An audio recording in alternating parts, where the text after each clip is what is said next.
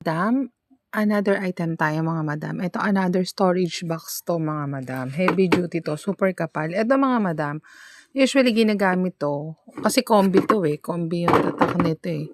Usually sa ibang bansa ginagamit to lagayan ng mga dede. Yan. Ilalagay dyan yung mga diaper, dede, towel ng bata. Tapos isinasabit dun sa kanilang stroller. May sabitan kasi yan mga madam. Ganyan. Pwedeng sabit, pwedeng screw. Pero yung iba naman po sinearch ko, nilalagay nila sa sasakyan. Ginagawa nila lagayan ng drinks nila o kaya ng mga snacks nila sa loob ng sasakyan. Yung iba naman ginagawang basurahan. Yung iba naman po nilalagay nila sa kwarto, lagayan ng mga anik-anik nila doon. Ganyan, sinusuksok nila dyan, ganyan. So, sa tingin ko naman po, all-purpose naman tong storage box na to. Super heavy duty, ganyan siya. O, tingnan nyo po ang kapal. So, depende na lang po sa inyo kung paano nyo po gagamitin.